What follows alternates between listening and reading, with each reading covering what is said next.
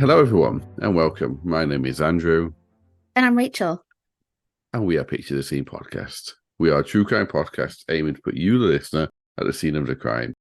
Each week, we delve into the murky world of lesser-known crimes from the UK and Ireland, and occasionally we venture into renowned cases from around the globe. And today is one of those days where I venture further abroad, and we're going to be in Australia today, Rachel. Oh, I feel like you might be taking inspiration from our live Patreon last month. Quite possibly, yes. Oh, Now, if you like what you hear, please do follow us on whatever social media platform you prefer.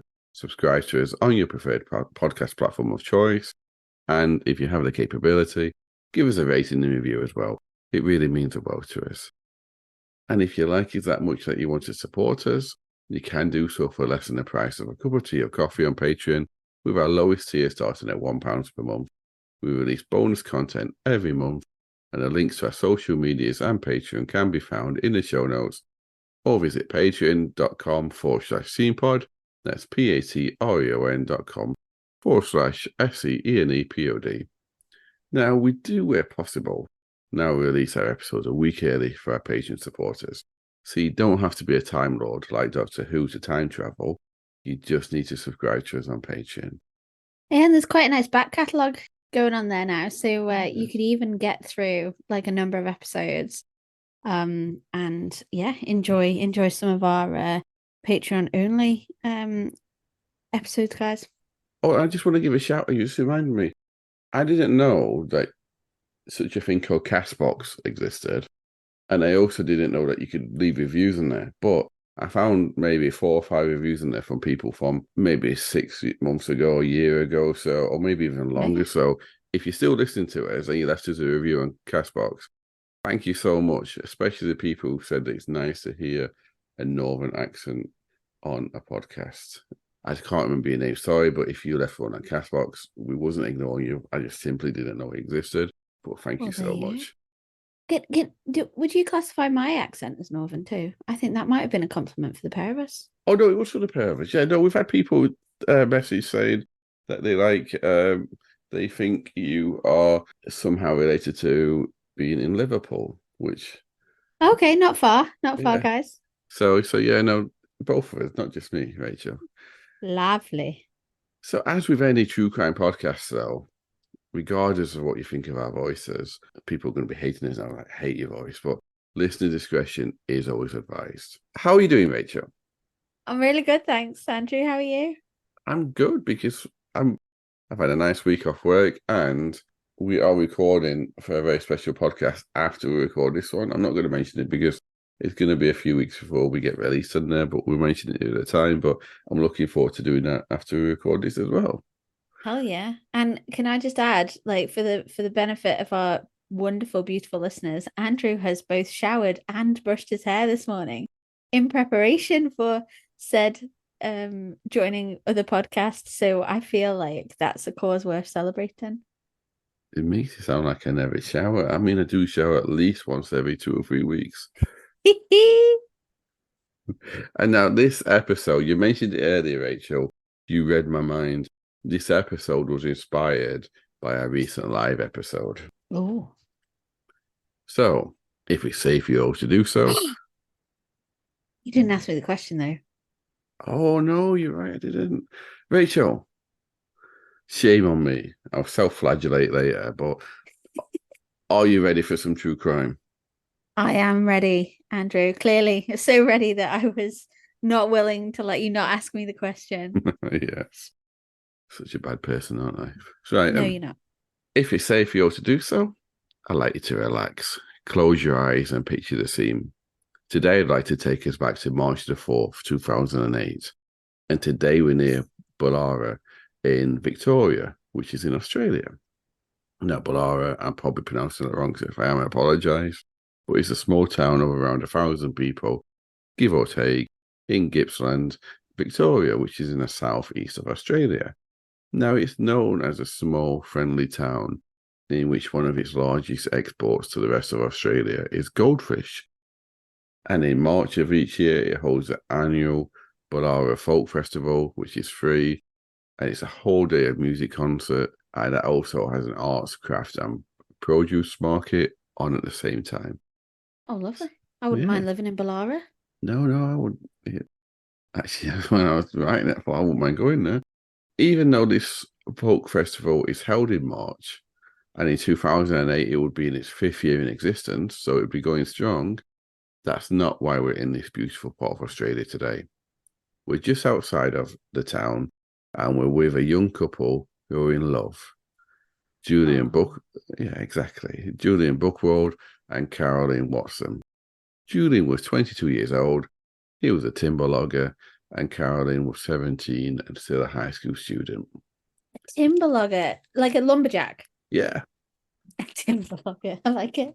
No, that's what his job title was. Yeah, but yeah, lumberjack. Yeah. I guess like lumberjack was made silly in Monty Python songs and movies, wasn't it? So they tried to make it a more serious role.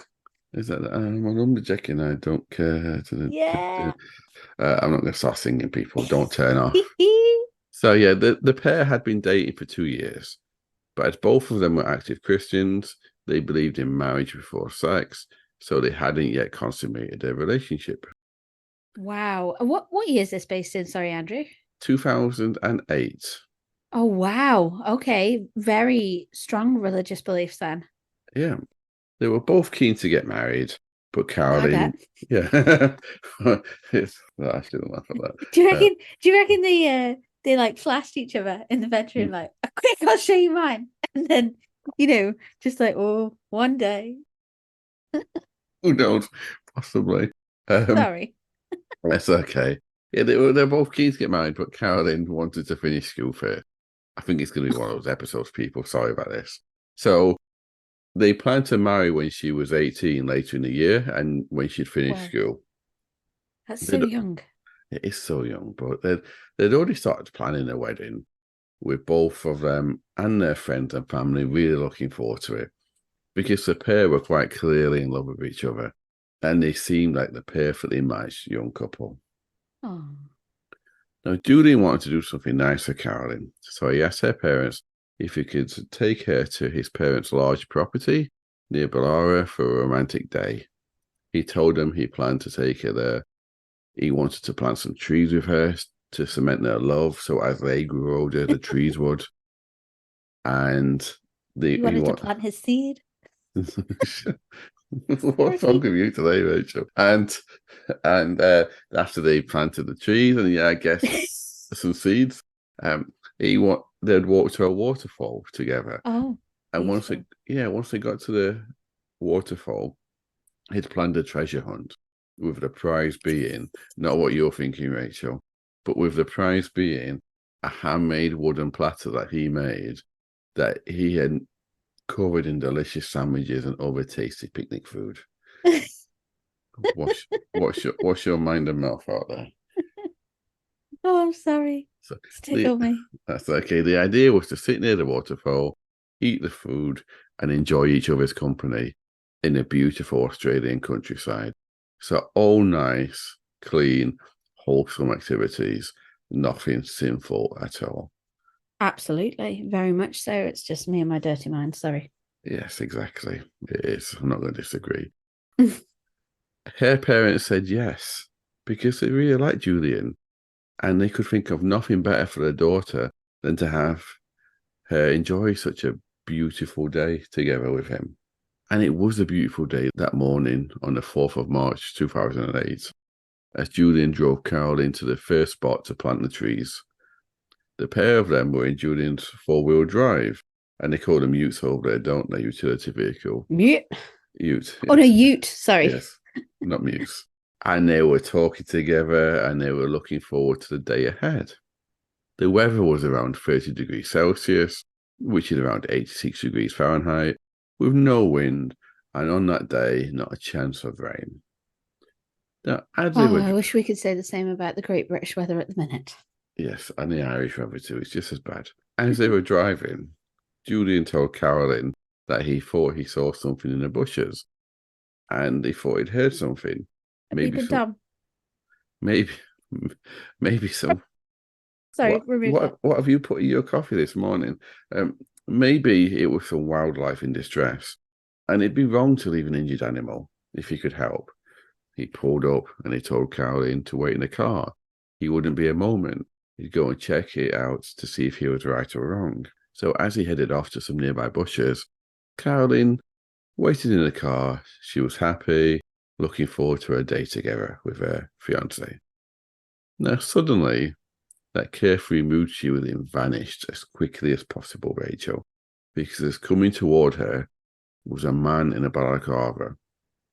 Now, seeing a man in the outback without a vehicle is strange enough. Seeing one with a balaclava on in the heat, it was simply frightening. I can imagine so. And was this just out the corner of her eye, like? No, she saw him coming toward her.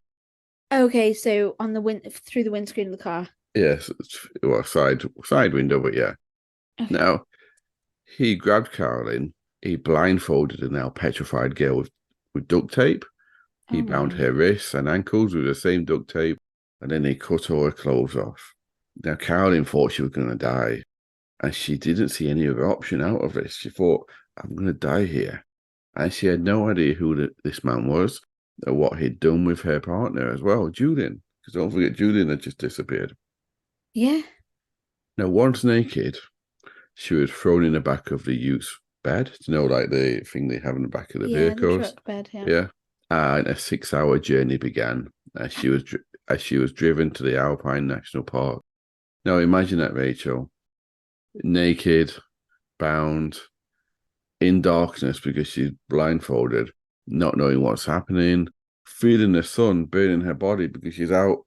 She's not covered by the top of a car. And it was a long drive, 6 hours, with no water, no brakes, nothing. And it's just come like completely out the blue as well, isn't it? Like, yeah, just horrifying. Yeah, it's not like they're in the middle of like nowhere in the dark and there's an edge of like uncertainty. She was blissfully happy right before this guy turned up. The poor girl's only 17 as well. I know. So when the kidnapper reached the national park, and in particular what we now know to be the Buchan Headwaters Wilderness Area, though obviously Carolynne didn't know where she was, she became alert again because the Ute stopped. Her kidnapper grabbed her, didn't say anything to her, but he dumped her on the ground. Now, she could still hear, even though she was still blindfolded. I'm just going to throw this out there. She doesn't die, people. I know what you're thinking. She's going to end up being dead. Okay. She's a survivor in this one, which is good to hear. Yeah, so she could still hear, and she heard him get back in the vehicle and drive away. What? Now, at first, she thought she was alone, fearing she was fearing she would die because she couldn't escape her restraints. But then she heard the man coming back. Oh, God. Now, she no longer feared she would die. She was convinced of it. I feel like, and sorry to interrupt you, but I feel like as well, how vulnerable she would have been, completely naked, blindfolded, and hands tied. Yeah. Like her other senses must have been so heightened. And then at that point, to have heard that noise and think, is the man coming back? Is there someone else coming? Like, she's just completely vulnerable to anyone and anything around her, isn't she? There's no escaping that. Yeah, exactly. What convinced her that she was going to die? Because she could hear the man digging. He started to dig. No, she thought that if Julian was with her, he's probably dead already. And she was about to be raped, killed, and then her body buried, never to be found again. That's what she thought was going to happen. And it's probably, as you just said, it's probably just a realistic thought process at that time, given she was naked and tied up. Because why else would you be taken and hear a hole being dug? Well, the digging stopped, Rachel, and she thought she heard a few more noises that she couldn't figure out, but then there was silence, nothing. Now, she was thinking, had she been left? But if she had been left, why were they digging? What had happened? She was like really confused because she couldn't see anything. Now, time passed. She doesn't know how long it passed because to her in that situation, it was a difficult concept to try and grasp because it could be minutes, it could have been hours, She doesn't really know. But suddenly she heard a voice. It was very weak, but she heard it and she thought she recognized it. And then after a moment, she knew she recognized it. It was Julian's voice. He was Oh my God. alive. He was alive. Now he managed to make his way to her, and he untied her. He took her out of her duct tape restraints. He was naked too. So he wasn't the assailant. Well, he was there naked too with her, and they embraced. They were Oh both, wow. yeah, they were both really happy to be alive. Now, Carolynne was happy that he had rescued her, and she was also happy he was unharmed. He was like, Yeah. she was worried about him though, because she thought, and this is what she actually said, that he looked a little bit like Dracula because he had a cut on his face, which had resulted in a lot of his face being covered with his own blood. Oh wow. Now he said to her that they had to leave immediately before the kidnappers came back. So Oh he shoved a sleeping bag in her arms, telling her to grab whatever she could and run. Now right. they both ran. They jumped into a river which was freezing. They both of them still naked, remember, and Yeah. they carried on, desperate to get away. When they were far enough away, Julian would tell Carolynne what happened to him. He told her that there had been two kidnappers, not one. And when he got out of the vehicle originally, he did his best to fight them off, but they smashed him on the head with a metal bar, hence why his face was cut, before bundling him in the back of the ute with her. And by this time, he was unconscious and he was vomiting blood. When they examined what they had, while they didn't have any clothes, the sleeping bag that Carolynne had rather randomly contained a toothbrush and a pillowcase that was half filled with desiccated coconut. What? Yeah, so dried coconut. Yeah, it's hard. Now, Julian had managed to, that's what Carolynne had. Now, Julian had managed to grab a knife, a shovel, a jar of peanut butter, and a jar of tahini sauce. Okay. So it's not really great for, they're not going to be Weapons. Bear Grylls with that, are they? But yeah, I mean, if they chose to like kill some wildlife, they'd be able to like saute and flavor the yeah. meat. But Have a shawarma, but yeah. But anyway, inevitably their conversation turned to survival, as it would, wouldn't it? With Julian, and remember they're in the wilderness here in the outback. yeah, yeah. With Julian believing that they wouldn't survive, so he started to try and convince Carolynne to have sex with him for the warmth. What? Yeah, for the warmth, and because they were going to die. Now she refused, not wanting to break her religious beliefs. So he said, well, they could get married there and then in the wilderness. So before the eyes of God, they'd be man and wife before they died. Oh well. Clutching Again, at straws there. yeah. Again, she refused, as she said that's not what her parents would want. Now, she was actually believing by now that they would be saved, Oh, that God would save them, and she didn't want to get married like that. She wanted to do it properly in the yeah. future. Don't blame her. And Julian just couldn't understand why not, because he, for all intents and purposes, thought they were going to die out there. Now, the young lovers by now, they were missed. No one knew what had happened to them. Friends and relatives would be interviewed by the press, and they would all say the same thing. They can't have run away because they were both so happy. Even detailing to the press about their upcoming wedding later in the Yeah. year. So a search was started. For the first 4 days, neighbours, friends, and the police by land and air would undertake a 570-hectare search. And that was actually just on Julian's parents' property. That's how big it was, 570 Wow. hectares.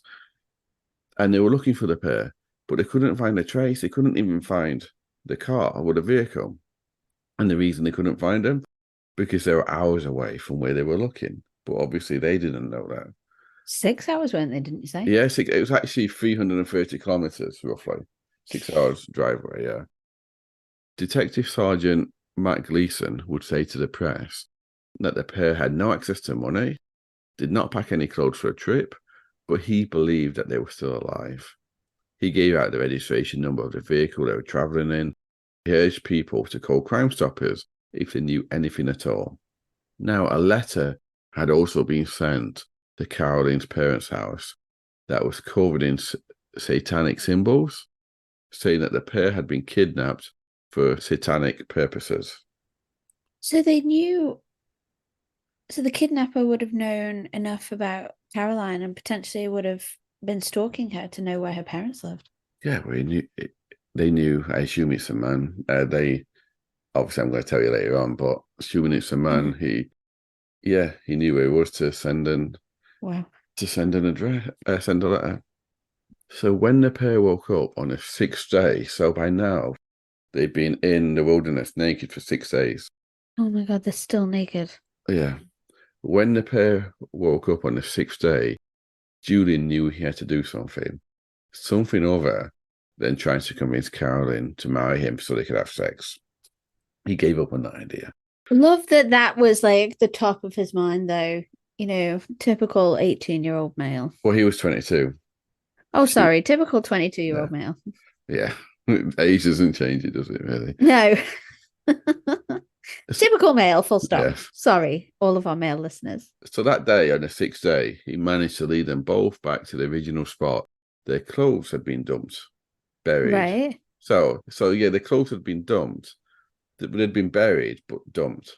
So he dug up the clothes, because luckily he had a shovel on him, didn't he? And the pair of them walked out into the bush, where they were spotted by a passing farmer and rescued. Oh, wow. Now, the police were keen to speak to them both, obviously. After all, they'd both been kidnapped, and they had to catch the kidnappers.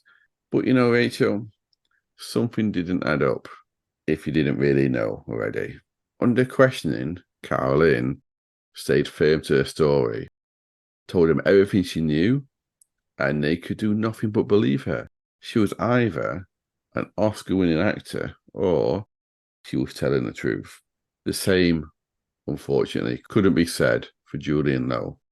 He was neither an Oscar-winning actor or telling the truth, and they knew it. It wouldn't take a lot. Yeah, sorry. Do you know what? I didn't want to do my typical me thing and be like, oh, I'm not convinced about this guy. But obviously, when you told me that he appeared naked and all of that, I was like, what? He's there too? I thought he was the assailant. I did have in the back of my mind, something's not quite right here. It wouldn't take long for him to confess what really happened. Wow. So let's see what really happened now. When he stopped by to check on the animal, because there was an animal there, he wasn't lying about that, but it was a dead one he had planted that morning, along with a change of clothes and a balaclava, a knife, and some duct tape. So when he got out of his ute, he went in the bush and he got changed. He was a kidnapper. Oh my God. After he had arrived at the destination, he went to hide the car, and as he was doing that, so he knew where the car was all along, by the way. So as he was doing that, he accidentally cut his face. So he decided to use that as part of his story. He went back, and the digging Carolynne could hear was actually him digging holes to bury his clothes and her clothes, because he'd already stripped off by now, and he also had the ones that he cut from her. He then lay in the ground, and we know the rest of the story. So why did he do this, Rachel? I think you can guess, but I'm going to ask you, can you guess why he did this? He wanted to get his end away. Yes, basically. That's right. It's such a pleasant way to put it, but yeah. Sorry. He did this for one reason and one reason alone. He decided that he loved Carolynne, but he couldn't wait any longer to have sex. They've been going out for 2 years, and they were getting married in like 4 or 5 months, so I don't know why he couldn't hold out for another 4 or 5 months, but anyway. This is madness. Yeah. This is the wildest plot to lose virginity I've ever heard of. Yeah, so he actually thought that by being the hero and being faced with death, she'd sleep with him, and then they would live happily ever after, and she would always be a hero he would always be a hero in her eyes. He really didn't think through the consequences of having like search parties and police looking for No, them, though, did he? no, he Because didn't. like, No. regardless of whether he was going to be the hero in her eyes, he was still going to get the case was still going to get investigated. Well, I suspect, I'm guessing here, we don't know what happened, but I suspect he was probably thinking it would take less than a day, probably the same day she'd sleep with him out of happiness. Oh, I'm okay, guessing, yeah, I'm guessing anyway, but it took him 6 days to realize that she wasn't going to say yes. So that's why he led her back. hilarious. Imagine for 6 days, she's like, "Oh, we need to get rescued," and he's like, "Yeah, but look, we're both naked. Like this goes in there." But With a anyway, permanent erection, well, this goes in there. Did you just say? yeah, but probably like at some point it probably would have been, wouldn't it? But Oh, anyway, he would obviously be arrested, and he'd be charged with kidnap and making a false report. And while he was on bail, he decided to go on a run. So in his absence, he was sentenced to 5 years and 3 months for the kidnap, for making a false report, but also for failing to attend. oh wow, 5.5 years. Well, 5 years, 3 months. Sorry. 5 years, 3 months. Right, okay. Wow, that's a pretty decent sentence, isn't it? Yeah. Now, I'm aware that we are on an audio podcast here, and I don't know, we don't normally give physical descriptions out, do we, Rachel? No. But I'm going to hear for the sake of you, Rach, and our listeners, and there's a reason why I'm doing this. So Julian was fairly pale-skinned. He had blonde hair and blue eyes. So can you guess where he would decide to try to escape to in the end? Sweden. No. He decided that he should escape to India. What? He managed to obtain a fake Indian passport from somewhere. He dyed his hair black and he put lots of fake tan on before he boarded a flight bound for India via Singapore. Now, it's his actual passport photograph is pretty hilarious, but I'll That's pop so it. bad though, Andrew, Yeah, isn't it? it is, yeah. So everything was going according to plan. He got on a first flight, he managed to make the change in Singapore. But sadly for Julian, just for Julian, no one else, the Indian immigration authorities saw through his poor disguise. They saw that his fake passport was fake. And there was also the small fact that he couldn't speak Hindi or any of the other languages in India. When they spoke to him, he didn't know what they were saying. So they promptly deported him back to his last point of origin, which was Singapore. People don't realize that when you get deported, you don't get sent back to where you come from. You get sent back to your last place you came from. Wow.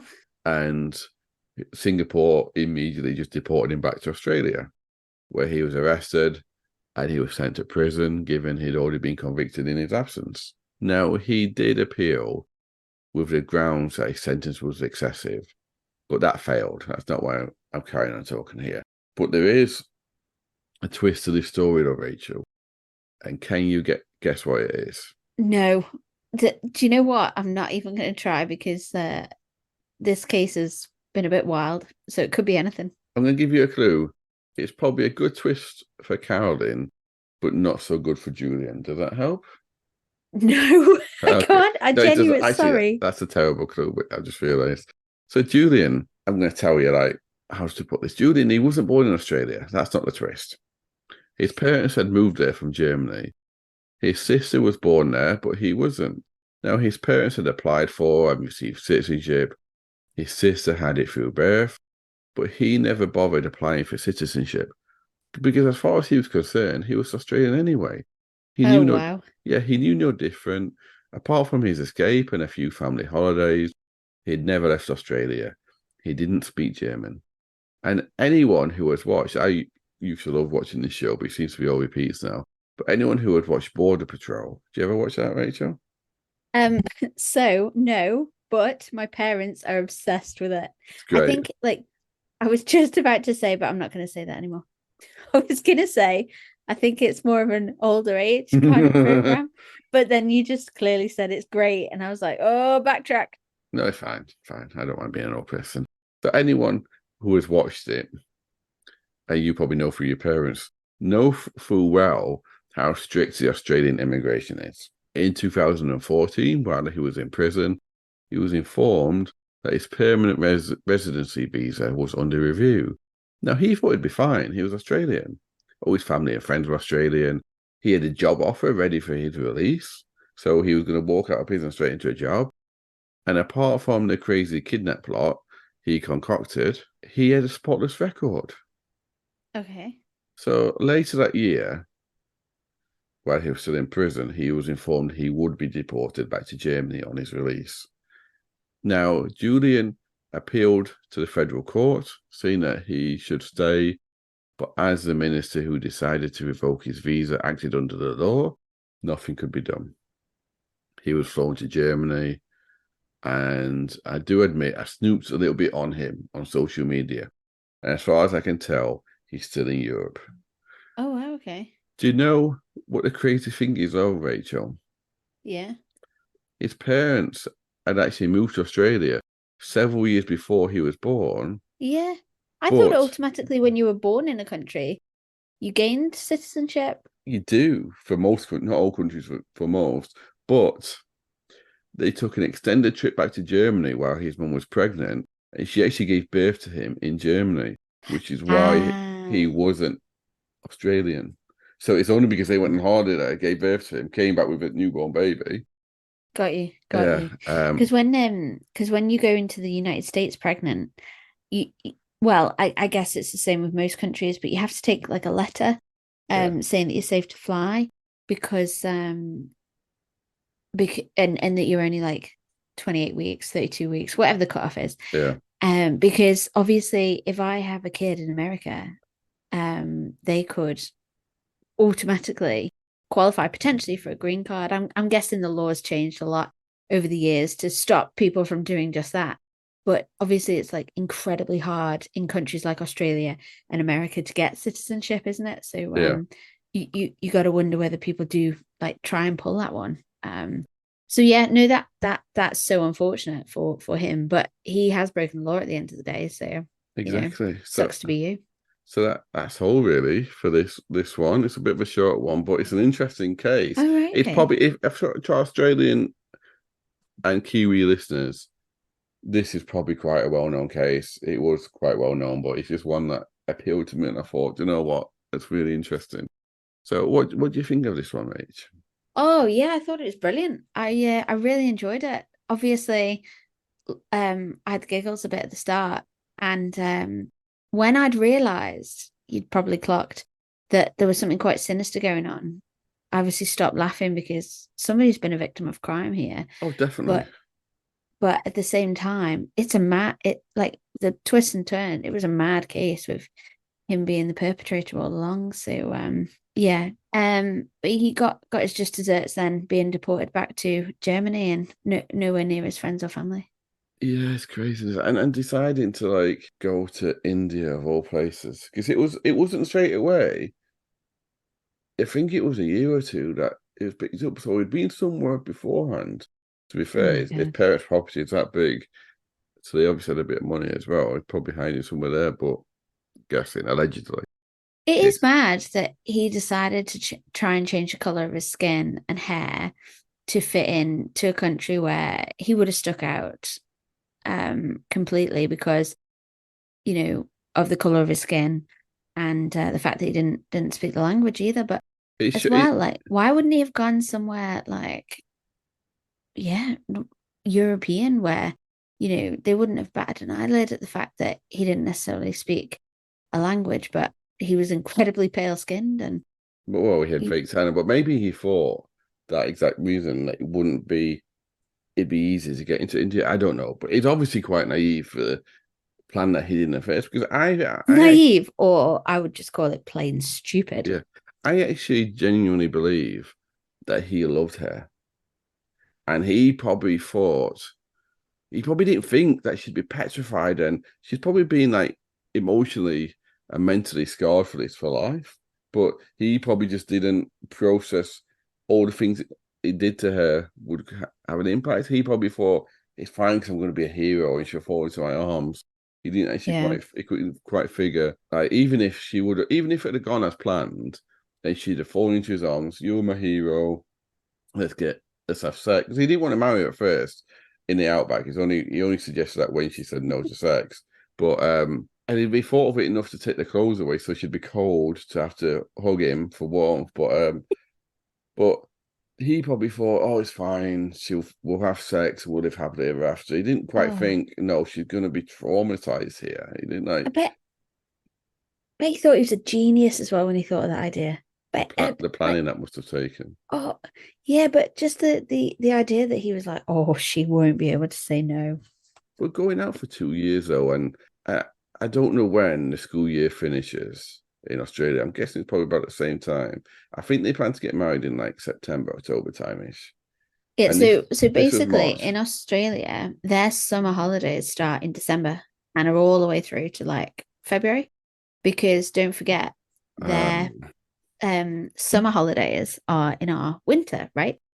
so it So would have been a December wedding probably, and wouldn't it? yeah, November, end of November, early December kind of wedding, yeah. Even so, 8 or 9 months to wait when you've been together 2 years, and if you love someone, like, He's like, waited that long. Yeah, absolutely. yeah, yeah, exactly. Anyway, so I don't know what else to say to this other than he definitely has learned his lesson, hopefully.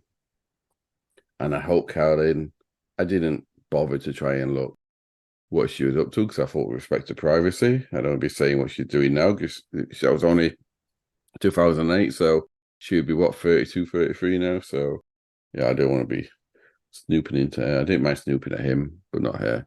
But yeah, it's a strange one. People are strange, aren't they, Rachel? Oh yeah. And I bet like there was for her a certain element of like mistrust as well in future boyfriends because she was planning on spending the rest of her life with this guy and look what he did to her. Like tortured Definitely. her for 6 days essentially Yeah, under false pretenses.